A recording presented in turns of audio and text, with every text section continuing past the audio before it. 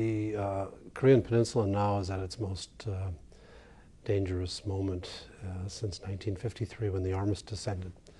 That's measuring by the fact that the North has explicitly violated the armistice by sinking South Korea's corvette off the western coast on March 26. But having said that, I think that despite the highly provocative style of the Northern leadership and the addition of nuclear weapons in the mix, the steadiness and cool approach of the South Korean government is going to keep us from facing a conflict. It won't be because the South did something that we have a conflict on the Korean Peninsula, because the North will have made a miscalculation. Precarious times, but we're going to probably get through it without a serious eruption of violence. There are a few more temptations for the North. In reaction to the sinking of the corvette by the submarine's torpedo, there will be an effort in the UN to sanction in some way North Korea for what it did.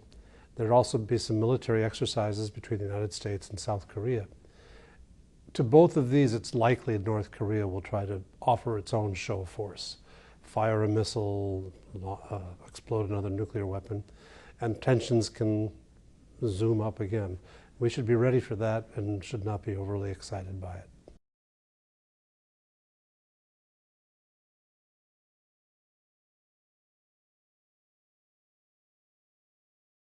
Well, the U.S. has responded very vigorously and with an extraordinary degree of coordination, in part because, as I mentioned a moment ago, President Lee Myung-bak in South Korea is a especially effective president, especially cool, statesmanlike.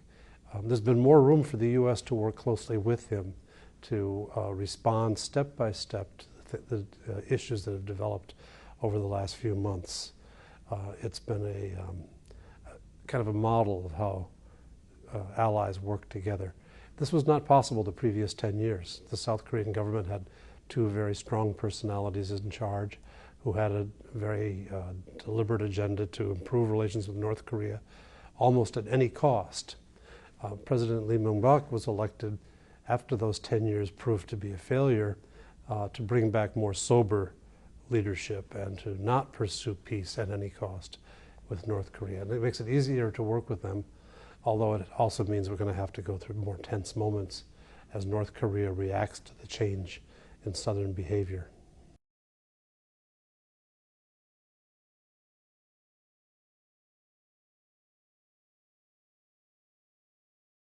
China's in a terrible position. The Chinese have been trying to sit on the fence on these issues for some time.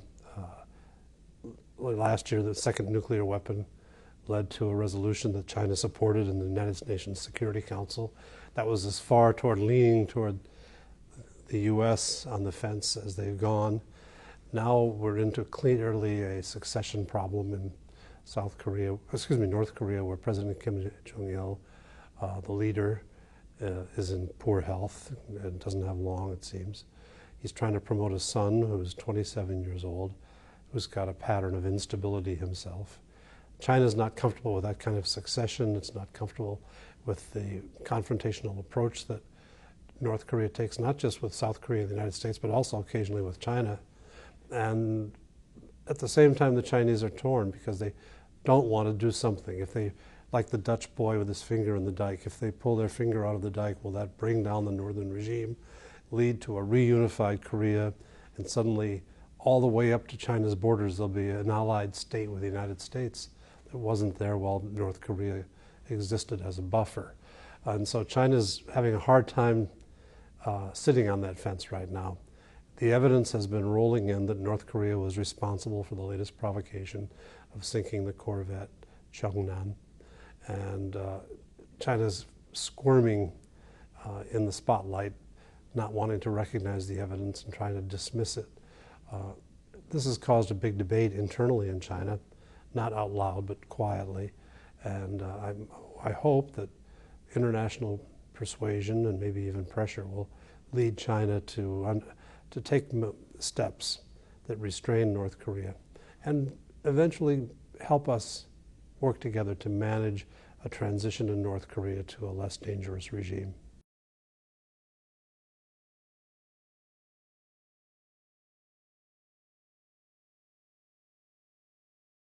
China's got the greatest influence in North Korea. Chinese investment, Chinese aid, Chinese energy all keep that regime alive. If China were not a factor, North Korea would not be able to exist. And it doesn't mean that China is there helping them with everything, but it's the key enabler for North Korea's survival.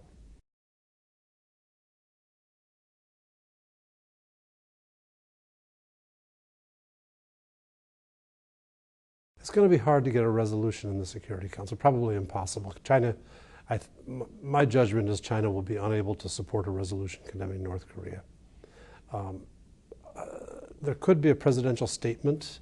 Commonly, when you can't get all the 5 major powers in the UN Security Council to support action, you'll get a statement by the president condemning something, in this case, the sinking of the ship.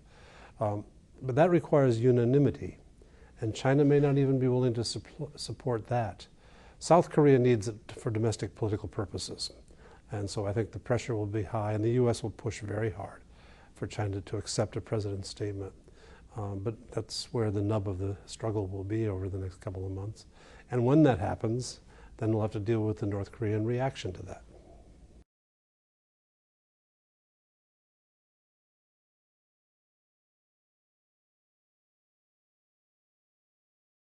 The regime is quite durable because of the use of sort of internal regime of terror, but it's obviously not a regime for the modern era.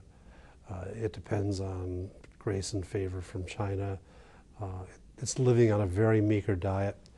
A few people in North Korea, about 600,000 people of the nomenclatura, do very well, and everybody else is close to starvation, except the military. This is not a durable regime for the long term, barring major reforms. The major reforms they've tried lately were retrograde reforms. In November, they introduced a currency redenomination that probably was at risk of pulling the regime down finally, but they reversed it earlier this year, recognizing how much trouble it was causing. But it's that kind of grasping for reforms that are not reforms shows that they don't understand the future requires genuine introduction of markets, market incentives, liberation of the people's capacity to make decisions for themselves. The government is far from being able to permit that to happen, and so they're on a road to ruin. If it's not true in fact, at least it seems to be very clear in the minds of the leadership in North Korea that their survival depends on the military's loyalty. And so you have to show, one, to the military that you're a capable military leader and you give the military a mission and give them success. On the other hand, you have to also take care of the military, make sure they get preferential access to food and equipment and the like. And of course, that's been harder to do because there are sanctions on military equipment in North Korea. For the son to be able to survive the father's departure, a young kid with no relevant experience, he really will depend on the military. And so there's an effort now to portray this son as some kind of young marshal and genius general who can do daring things. And I wouldn't be surprised to see some eventual effort to portray internally this young Kim Jong-un as the genius behind the sinking of the ship. But right now, North Korea is denying that it sank the ship, so we're not going to see that for a while.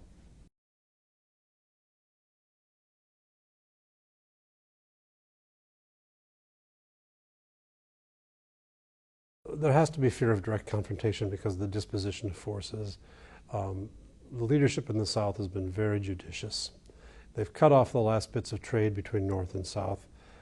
This involved sand used for fill projects and fish and crabs and shrimp. But they have not cut off Kaesong Special District Manufacturing, which employs about 40,000 people in North Korea, keeps them on better wages than they would get anywhere else in North Korea. And the North Koreans have been careful not to cut off that trade for fear of creating 40,000 unemployed unhappy people in the south of North Korea. So you can see some moderation on both sides, even as both of them need to show their respective domestic audiences, the military in the north, the people in the south, how tough they are and how they've given back tit for tat for what had happened to them.